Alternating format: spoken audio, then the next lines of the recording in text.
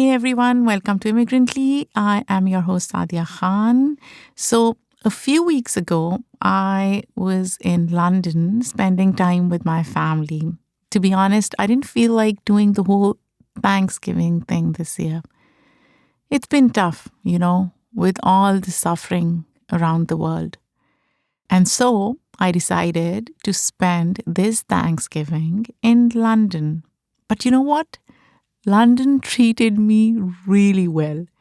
For the first time in a long time, I felt I could breathe easier. I didn't feel mentally exhausted. I felt good. And I didn't have to prove my identity or existence to others. And to top it off, London did something else, something unique. Pakistani food. Oh my gosh. Seriously, it was like a flavor explosion. London has one of the best Pakistani foods on the planet, outside Pakistan, of course. I couldn't get enough, from chai, spiced kebabs, to yummy naans, and this fantastic pindi, an okra dish. So I'm really excited today because we are talking all about food and what it means to different folks. Today's guest, Pervaiz Shallwani, has written hard-hitting pieces of journalism for papers like the Wall Street Journal, the Daily Beast, and CNN. He's reported on moments like the protests after the murder of George Floyd in New York City and the Brooklyn subway shooting in April last year. He's also a huge food journalist and a foodie. He's written pieces about the best Super Bowl snacks, fusion hot dogs, and even hosted a show called Feed Me about local Long Island restaurants.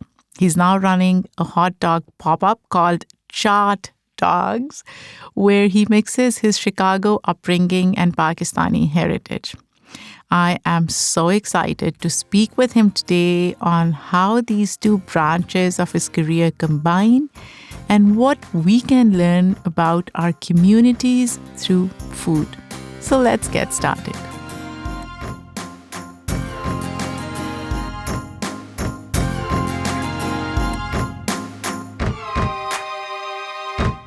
Hello, Pervaiz. Welcome to Immigrantly.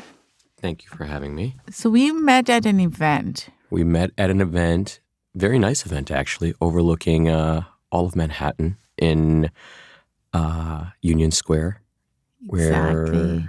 And I tried your Chaat Dogs. Chaat Dog, the whole... Oh my gosh. We'll talk about Chaat Dog. And I have a lot of thoughts about that. Good thoughts. Okay, good. Curious thoughts. Okay. But before we do that, I want you to take us back to your first job as a journalist. Oh, boy. What stood out to you right away about your first few years working? I ended up back in Chicago, which I didn't think I was going to do. This is where I grew up. I'm living with my parents and trying to find work. And I end up hanging out with a really good friend of mine who was working at the Philadelphia Inquirer at the time. And he was going to a job fair in New York. Among the people I met there was the Morning Call in Allentown, Pennsylvania. And at the same time, my friend got a job at the Chicago Tribune. We just swapped. I took his apartment, moved to Philadelphia, ended up working at the Morning Call, was there for 6 months, then left for 18 months when my father was ill and came back for 3 years or so. I talk about that job a lot.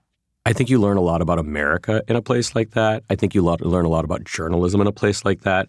The thing I tell students when I teach or young reporters is that job was super valuable to me. I didn't realize it was super valuable to me when I was there at the time because you get to do a little bit of everything. You're in a place where you're allowed to fail a little bit. You don't realize the skills that you've learned until well after you've left. And I feel like in media these days, and I don't want to make this a big diatribe about the media, but in media these days, not enough journalists understand how to do journalism.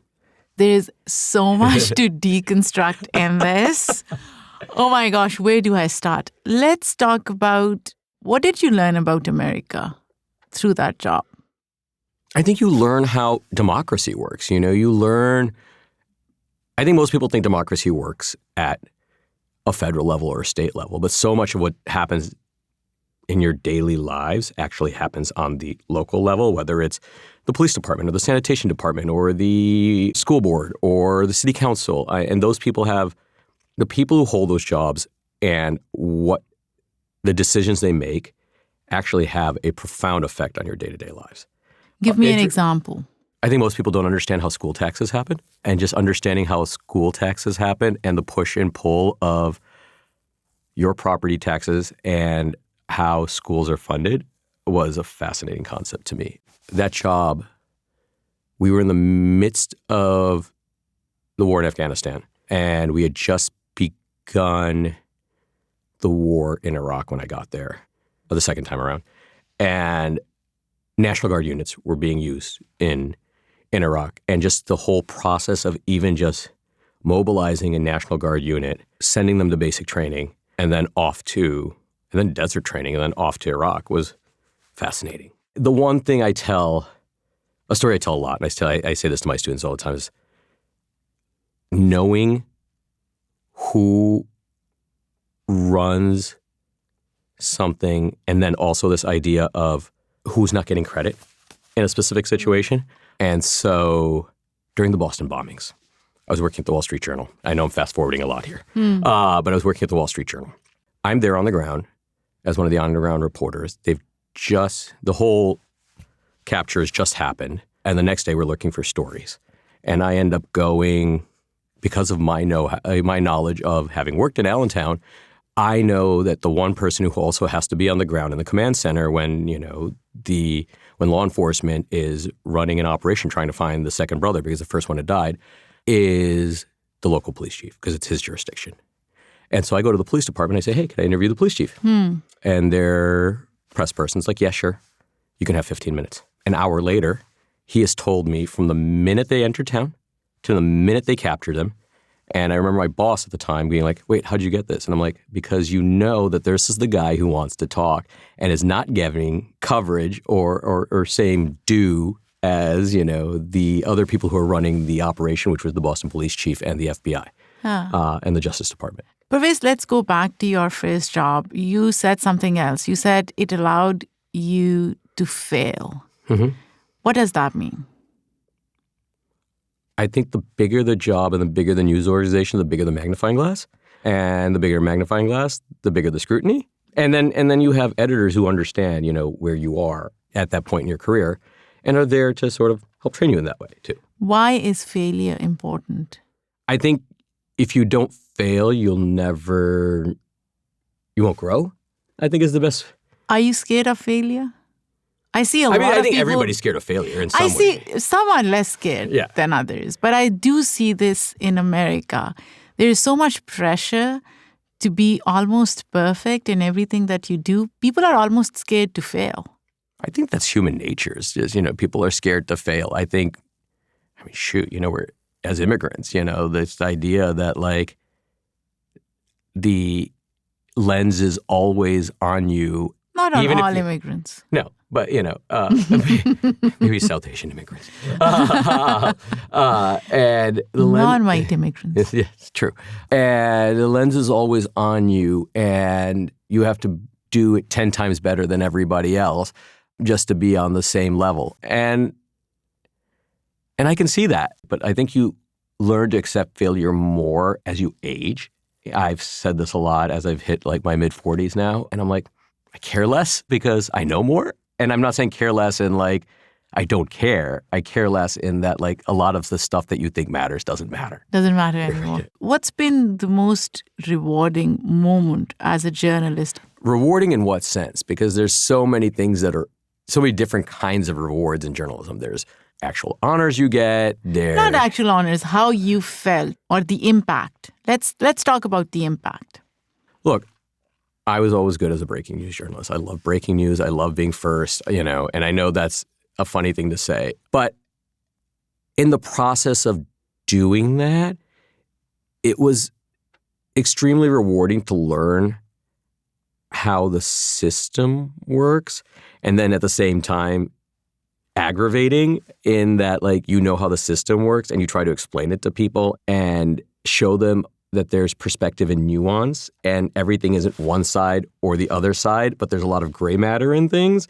And so I find that rewarding, if that sounds weird, that you're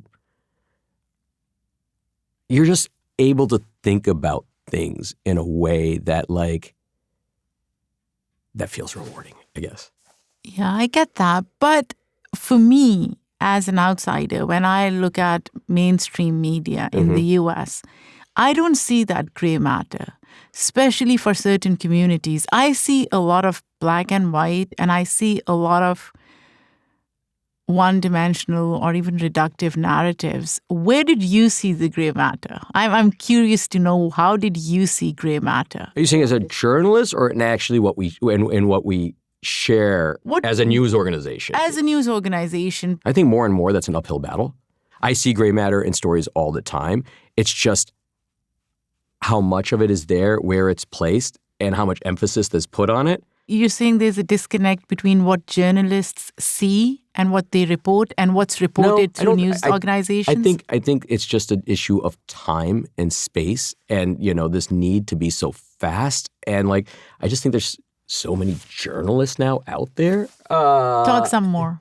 I think, there's too many news organizations that are into racy, over-the-top headlines. I think there's too much.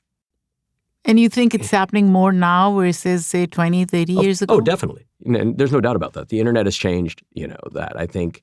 And there's also this push to put stuff out so fast and to match stuff that other people have. I mean, back in the day, you had a story, you owned that story for hours possibly because you didn't have a medium to put it out on, right? Like, if you broke a story in a newspaper in a print edition, you owned it for a while, right? Now you broke a story, and within seconds, sometimes somebody is matching it, with their own sources, and so they're running with it. And then you have other news organizations that are aggregating it, and then you have Twitter, which is amplifying it. And so, then you're watching as people are reading what they want to into it instead of seeing the nuance even in the way that it was written sometimes, and it's just like, that's not what it says. I know you think that's what it says, but there is a little bit more nuance in the way it was written than in the way that you are amplifying it, if that makes sense. But don't you think because of the internet and social media, there are more perspectives out there? Definitely. So that by default creates more nuance sometimes? I think the great thing about the internet, and I say this to my students all the time, is that I think there's the ability to hold people accountable. I think there is more perspectives, perspectives that otherwise wouldn't get out before now actually have an avenue to share. And now but the other problem becomes now is, like, who to trust and who not to trust. Yeah, absolutely. And how many of those perspectives are grounded in some level of fact versus,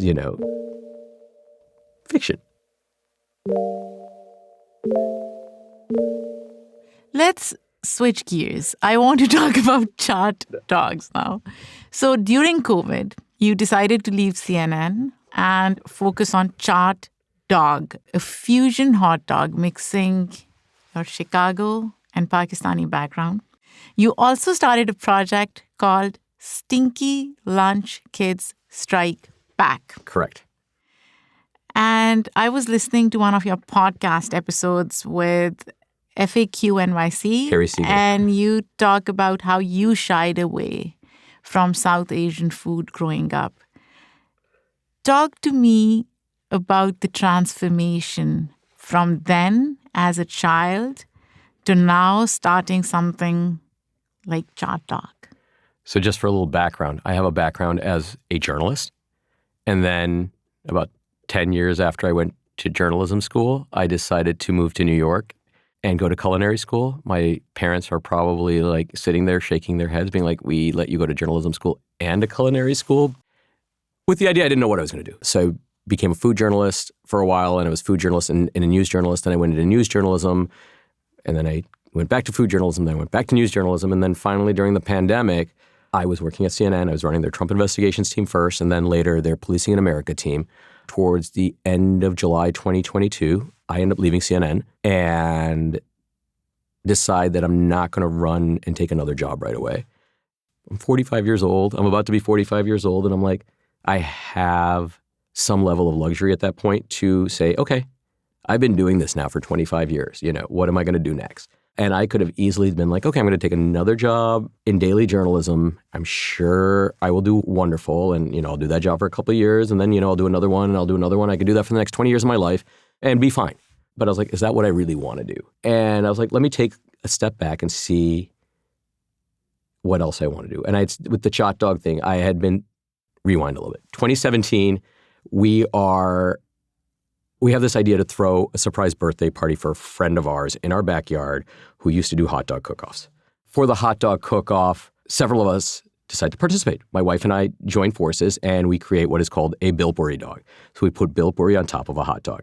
Chaat is a South Asian street snack that comes in various different forms. They generally tend to be spicy, sweet, salty, savory. It's also a spice mix, chaat masala, which has a very strong sulfuric smell to it from the black salt in it, almost like rotten eggs, if you will. It tastes delicious. Tastes delicious. And so I'm at CNN and I'm like, Chaat Dog? Our hot dog? Chaat Dog? Wait, why didn't it take me 4 years to think of that? So we start doing it. We start trying to make different kinds. I start doing it, really. Start making different kinds of chaat to go on top of hot dogs. And then this happens. I leave CNN and I end up going to Chicago that following week. It had been pre-scheduled, and I make Chaat Dogs there for my family, and they're like, this is wonderful. And then throughout the summer, we're making them for friends and more family, and then doing a bunch of tests. And then come November, a friend of mine's like, let's team up at this brewery and do a Chaat Dog event. And so we do, and then after that, I do another, and then another, and here we are. I was actually doing one last night in Brooklyn, and it was part of a larger project for me called Stinky Lunch Kids Strike Back, which I'd also thought about while I was at CNN. And Stinky Lunch Kids Strike Back for me was, what is American food? I call it Stinky Lunch Kids Strike Back, the story of American food, which is, to me, is immigrants, which is every single one of us. We come here and our food is, and I'm putting this in quotes, weird. And then at some point it becomes part of American food. And what is American food? That is what American food is. And somebody asked me this question a couple of weeks ago. When you say immigrants, what do you mean? And when you talk about Stinky Lunch Kids, and when I say immigrants, when I talk about Stinky Lunch Kids, I'm saying every single person that has ever crossed into these borders who wasn't originally here, going back to whatever, is helped create what American food is today. And the natives who are here are the ones who cultivated the ingredients that were already existing that are being used by immigrants in creating what is American food today. And obviously there's techniques and foods that have been brought over that have also, shaped American food. And I joke when I talk about this, I say, imagine if the first settlers came to America, right? The Pilgrims. And I'm putting that in quotes as well. And they landed and they cooked for the natives. And I can only imagine the natives being like, what is this crap you brought here to us, that you're cooking? I mean, obviously that's not how it happened, or at least that's not how it's been told how it happened. That's sort of what every immigrant group has gone through in America, or large immigrant group, that is, wave of immigrants groups have gone through when they've landed here. I say this about the hot dog. The hot dog roughly came to America in the 1860s, right, with German immigrants. And then other immigrants brought over other variations of the hot dog too. And as far as we know, the first food carts in New York City showed up in the 1880s. And I imagine what the people who thought of themselves as American back then thought of hot dogs, that are being brought over by German immigrants. And this is what every immigrant group has gone through. So to me, American food is immigrant food. And, even when you say that the Chaat Dog is fusion, I actually don't like the word fusion. I think I call it the American street food, because that's what it is, right? If you think about the hot dog, right? And I say this to people, like, if you think the hot dog is the thing you find on every street corner in America, chaat is the thing you find on every street corner in South Asia, right? That's India, true. Pakistan, Bangladesh. Yeah, you're right. Maybe Sri Lanka and Nepal. And so what I'm doing is I'm taking two street foods, Desi and American, and fusing them together for so that is American fusion, though. Well, it's American food, right? Because to me, and sorry, and I know I used the word fusing. I'm taking two foods that are part of who I am, and I'm putting them together. And who am I? I am American. I am desi American. So if I was to create a food business, my food business would be weird for me to be like, I make saag paneer or I make butter chicken, right? I would be like, I make saag paneer tacos or I make butter chicken pot pie or something like that, because those are the things I grew up eating, right? And so what I'm doing is I took something I grew up eating and something that like my parents instilled in me, which is the chaat, and fuse them together or put them together into one dish that I call desi American street food. So I tried your Chaat Dog and it tastes delicious. And before I tried it, if somebody had told me that you could put chaat on hot dog and eat it, I would be like, no, this is blasphemous. You can't do that, right?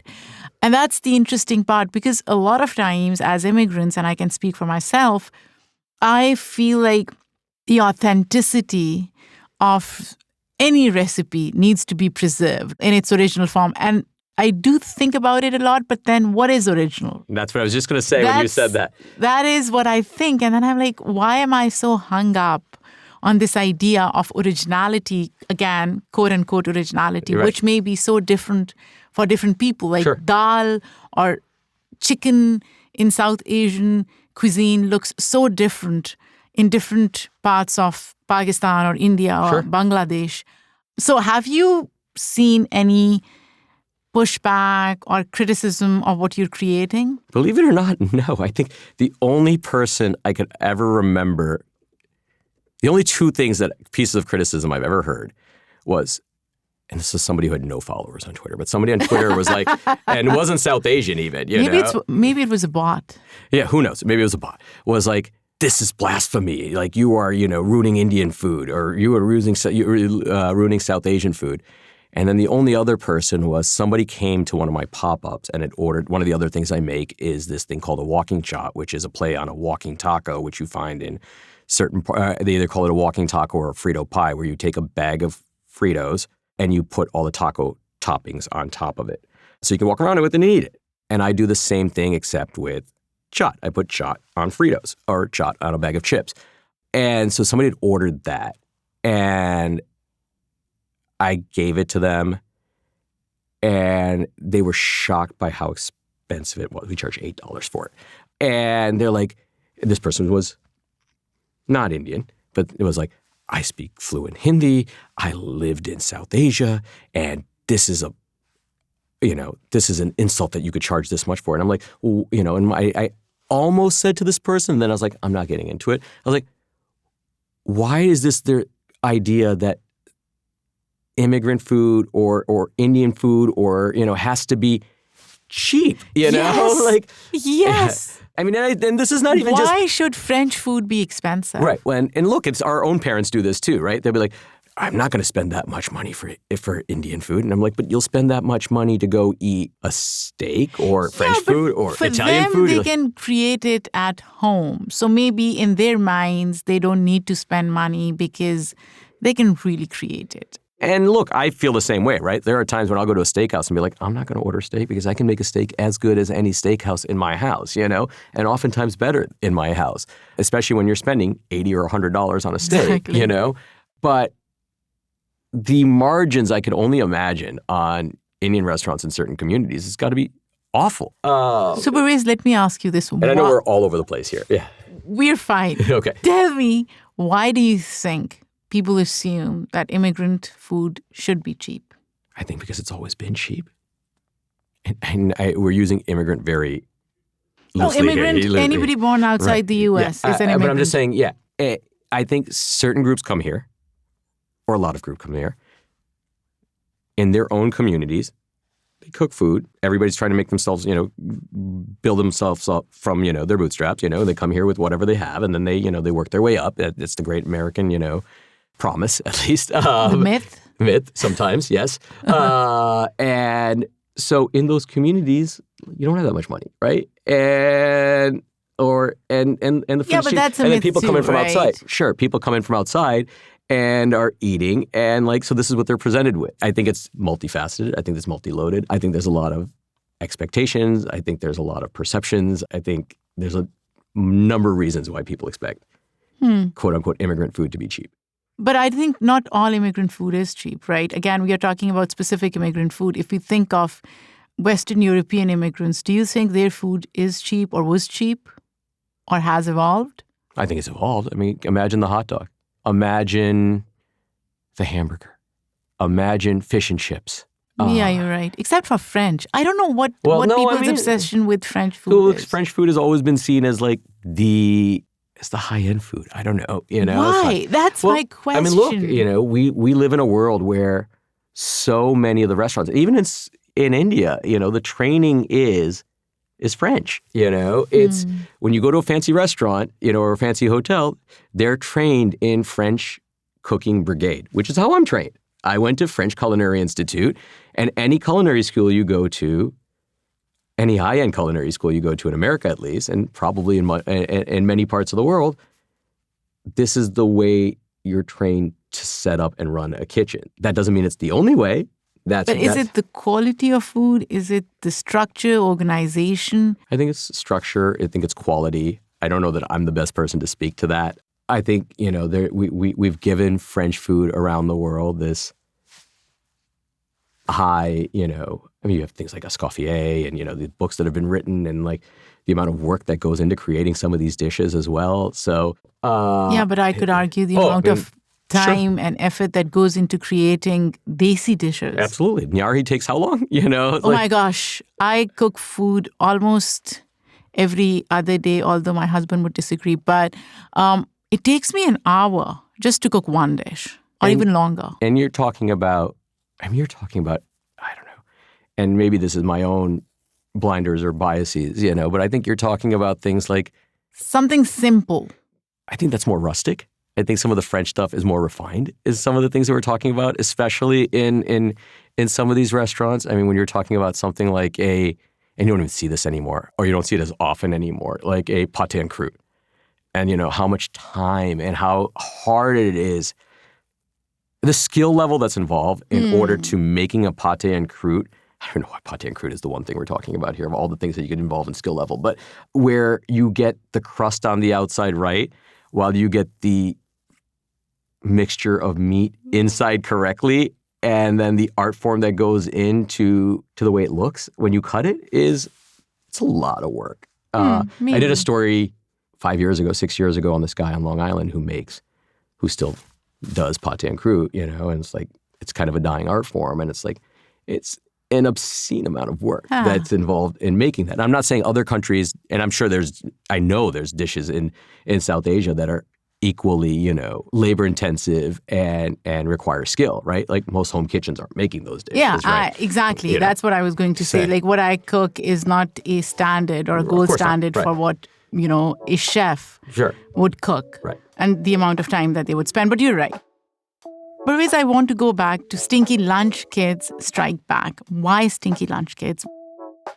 This is where I probably should have gone with this earlier. It's like, so the two are supposed to operate in tandem. Stinky Lunch Kids Strike Back, story of American food, immigrants who, every single one of us, we come here, food is weird, and at some point becomes American food. And I feel like we don't tell stories of American food through that lens.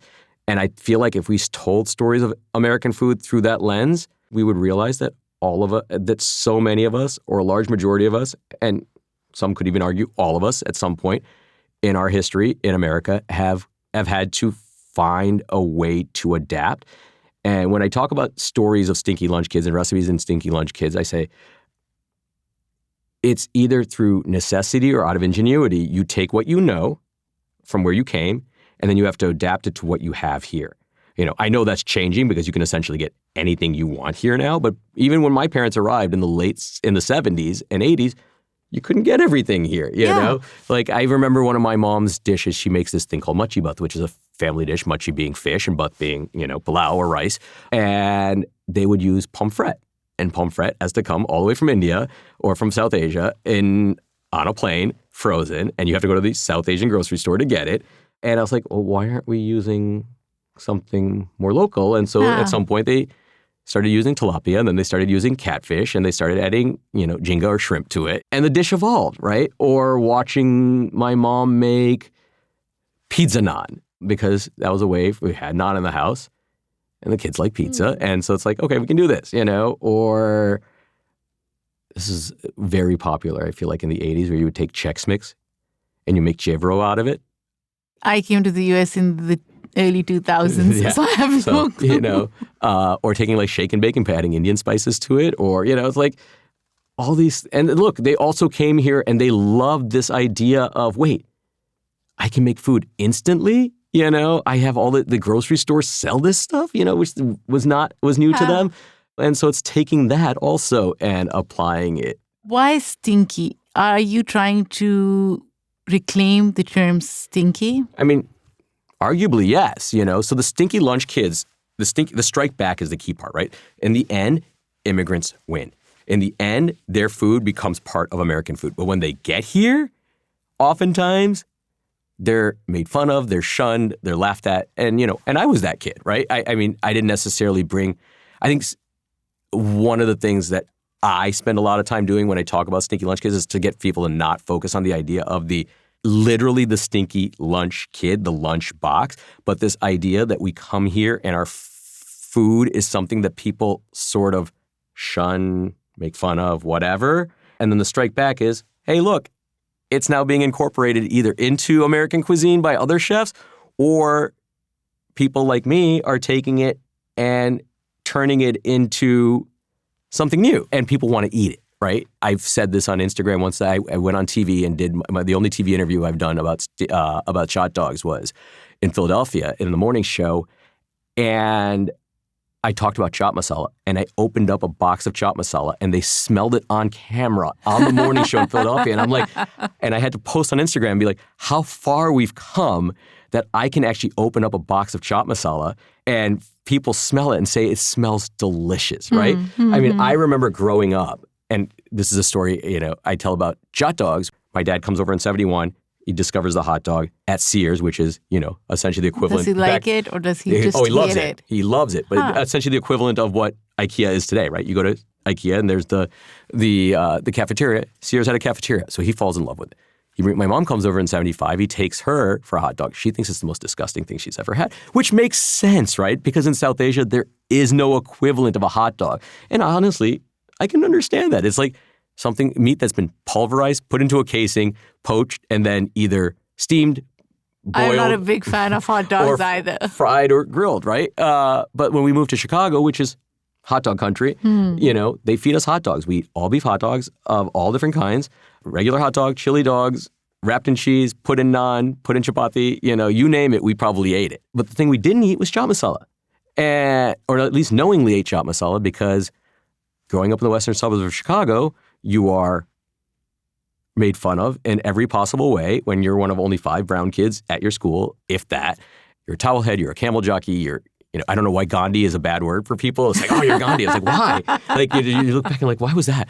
And then you're like, your house smells like curry, right? And you're like, I still vividly remember some kid leaning into the door of my house, like, does your house smell like curry? And I'm like, pushing him out. And I remember even my family, when we would cook, when my mom would cook, and she was making what I call the trifecta, and every culture has their version of a trifecta. I think South Asia's is Indian garlic ginger, Yeah. Oh my gosh. Absolutely. And so when you put those 3 together and you start frying that, you know what the house smells like. And it's just like, okay, open the windows, hide your clothes, close the doors, And the dish tastes delicious. Tastes delicious. Amazing, right? And you didn't want to be that stinky person, right? And so chaat masala, I remember my mom would give my dad chaat masala on cucumbers almost every night. Chaat masala and salt. And it's honestly delicious. It is. It's, something about the cucumber and chaat masala, like they marry very well together. But the way it smells, as we talked about earlier, is it smells like rotten eggs, and that's because of the black salt. So there's no way. So knowingly, I probably didn't eat chaat masala until like my teens and like learn to appreciate it. And so that for me is also part of the Chaat Dog experience and the Stinky Lunch Kid Strike Back and the stories that I'm trying to tell here as I cook the Chaat Dog and share Stinky Lunch Kid Strike Back. And what Stinky Lunch Kid Strike Back for me is it's going to start as a Substack. It's going to hopefully balloon into whatever it becomes. But hopefully it is people sharing recipes and stories of how they took what they knew and out of either necessity or out of ingenuity, they created something else And even to go back to saying, when you're saying authentic, I think we're always doing that because I think authentic really only goes back a couple of generations. Be like, oh, this is authentic. And How many authenticity is relative, right? It's different for different people. Sure. Right. One, what is authentic to you or me only goes back a couple of generations. Like if we were to go back to our great-grandparents and be like, take your mom. And she's like, okay, my mom's dishes are authentic, right? And if you took them to your grandmother would be like, okay, yeah, that's pretty much how we make it. You go back to your great-grandmother and be like, kind of how we made it. Right. You go back to your great-great-grandmother, they're like, what is this? This is not real. And then this whole idea of what authentic to who, right?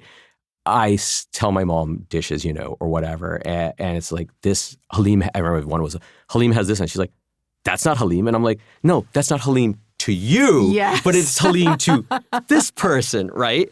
And so, even chaat, I could only imagine, like if you present chaat to people, the chaat you would get in India versus in Pakistan versus in northern India versus South India is different. Even chaat masala, I've played with so many different chaat masalas, probably 8 to 10 of them. They're all very different. And the chaat masala I use, I give it to my mom and she's like, this isn't chaat masala.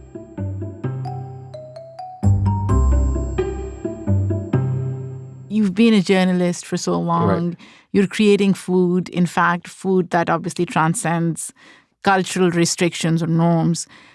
How do you think food brings communities together?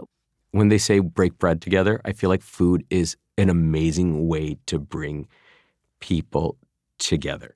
Having gone to culinary school, having covered restaurants, being interested in eating at wonderful restaurants, I found it always easy to take sources to restaurants that I just wanted to go to. It was always a great icebreaker when you were talking about heavy subjects to be like, when you go out with a source a lot of times, especially a law enforcement source, it's like most people are interested in eating, I feel like. And so it's a good conversation piece as you're trying to also get information. And it works, and it's just like, it's easy to connect with people through food. The minute you start talking about food, people's guard comes down because I think most people just want to talk like about eating. Food, and they like eating. Absolutely, So it's just like, absolutely. and I mean, like, look, one of the things that with Chaat Dog that always is fascinating is like, they're like, wait, what is it? And then you're like, wait, $14 for a hot dog? In New York, that's what we've been charging of late. And some guy last night was like, he's like, $14 for a hot dog. And then he came back up and he's like, that's the best hot dog I've ever had. And then actually bought a second one and left a tip. And I was like, I think people hear hot dog and they instantly think cheap food, right? You're right. And they think the dirty water dog and the stale bun I'm getting at the corner, right? That so often happens. And I'm like, mine's not a hot dog. Mine's a chaat dog. Which is, Exactly. It's a hot dog with a whole nother part of my life combined with Added it. to it. Exactly. Where do you hope to take Chaat Dog? It's funny. Lots of people have been asking me that. I don't know. Right now, we're doing pop-ups. We're looking to find regular spaces to cook at, preferably during lunchtime if possible, or regular residencies. Talked about opening up I think what would be fun is to open up a hot dog cart. That's what I was thinking. That would be a great next step. Yeah, but think about, and because you're Pakistani and lived in Pakistan, think about if I took the hot dog cart and I dressed it up like one of the Pakistani trucks that you get. Oh my gosh. Right? That would be so amazing. Right. And then you do one. Oh my gosh. And you take it on the road. I don't know if it'll be licensed in a way where we're going to set it up on a street corner. I'd like for it to be maybe. I don't know. But at least you can take it to events, either breweries or one of the things a number of people say is like, imagine if you were the food at a Desi wedding after the party. You're right. You're the food after the dancing and the drinking has happened, or at least the dancing. And you're like, I'm hungry now. And you're like, at the end of the night, this is a thing that now happens at events, especially weddings, right? You're like, there's the food after, whether it's pizza or burgers or whatever, right? It's like, why can't Chaat Dog be that? Oh my gosh, I'm so excited, Pervaiz. I can't wait to see a Chaat Dog cart somewhere in New York.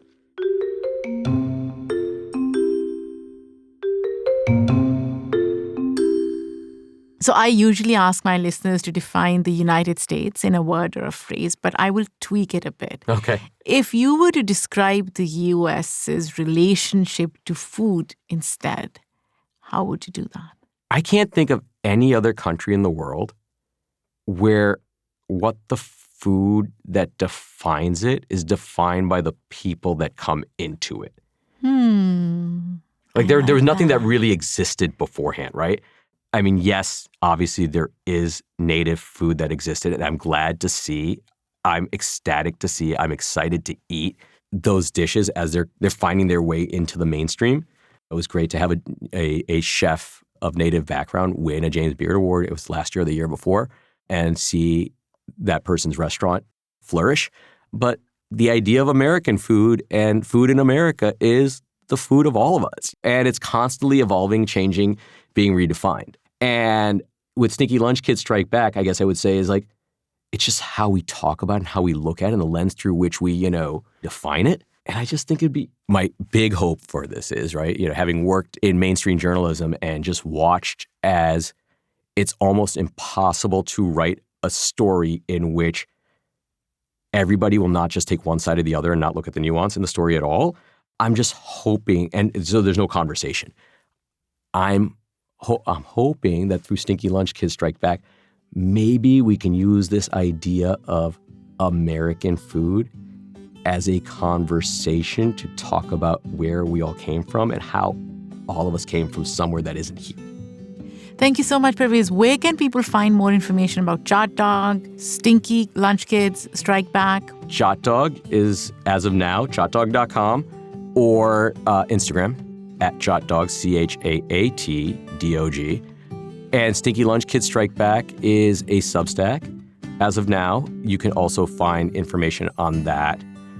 There is an Instagram handle as well for Stinky Lunch Kids Strike Back. I think it's called Stinky Lunch Kids Strike Back, actually. And so, yeah, that's the best way to find it. Thank you so much. This was wonderful. Thank you for having me.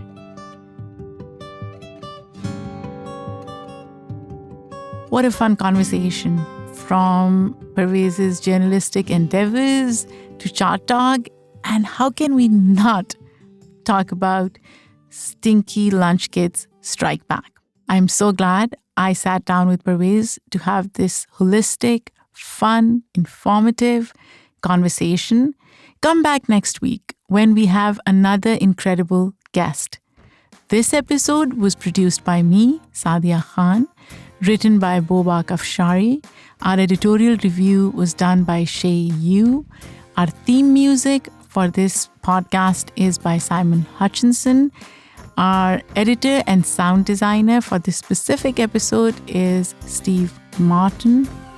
Until next time, take care and be kind to yourself and to others.